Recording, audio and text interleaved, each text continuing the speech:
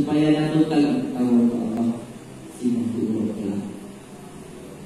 Punya perantau, punya jak pada perantau dan berlaku. Ada dua pasti nak boleh boleh. Menaiki kita yang mentajak tahu dia di dalam dunia ada tahu pasti nak berlaku.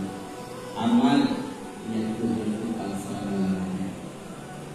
Punya hanya lakukan sino masa mungkin dalam dunia. Hanya wadai untuk dilakukan amal saleh.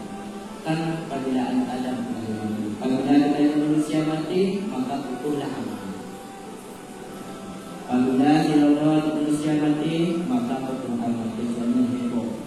Cuma hebohnya itu tidak dicapai. Ini juga tergantung apa yang pernah kita modalkan di hidup ini. Yang pertama yang telah didapati sedekah jariah.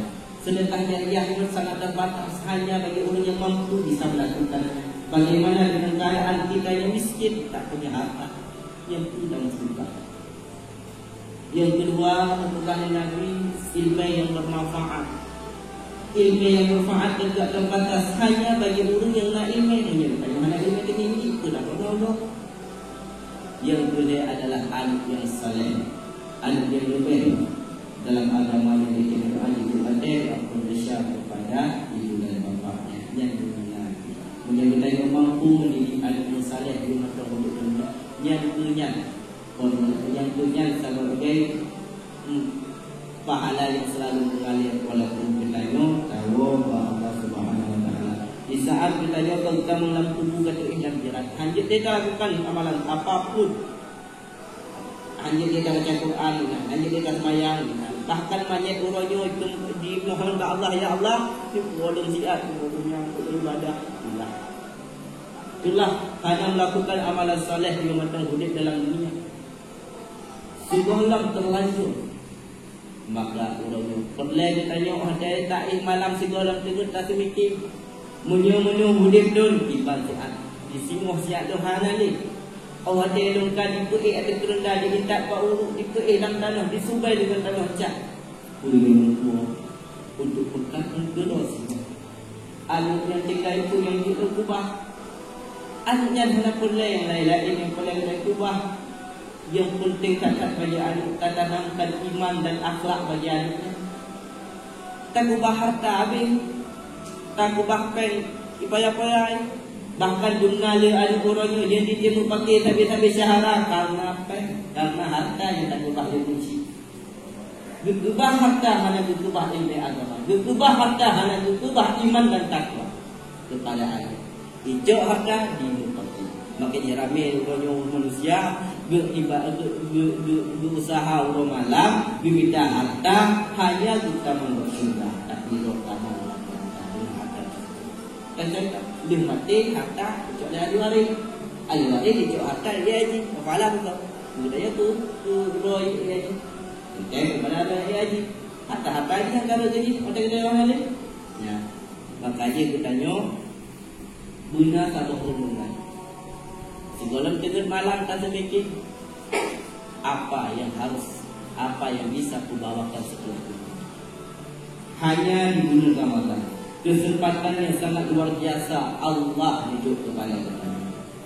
Kesempatannya hanya mungkin kesempatannya juga dalam kesempatan Ramadan hanya majmul hanya kitanya yang bertemu duduk kesempatan Allah Subhanahu Wa Taala untuk meningkatkan amal saleh. Beri puasa untuk kitanya bertakwa. Ya ayyuhallazina amanu kutiba alaikumusiyam kama kutiba alal ladzina min qablikum la'allakum tattaqun. Wahai orang yang beriman, diwajibkan kepada kamu untuk berpuasa sebagaimana telah diwajibkan kepada umat-umat sebelummu supaya kamu bertakwa. Ini adalah supaya kamu bertakwa. Mak tua ayah yang berbahagia. Sabuk rahasia maka Allah. Yang ditanya hawa tak dalam surga. Nawa dalam surga. Anak boleh ikut ya. Nawa dalam surga. Dunia bawa dalam surga hanya ikut sabuk macam syarat malam dulu jangan dulu sudah katanya. Hanya sabuk macam syarat memenuhi hawa dalam surga. Baik melakukan sesuatu yang menyebabkan roh dalam neraka. Yang betul. Punya hawa dalam surga, baik pernah lakukan sesuatu yang menyebabkan bedanya dalam neraka. Karena semua di akhirat menyertai syurga neraka. Anak dipanggil dia. Ya, anak dah padang ni. Dah padang macam anak aku jam berapa macam itu saja. Anak dah padang di mana aja. Alhamdulillah ayat yang telah ayat.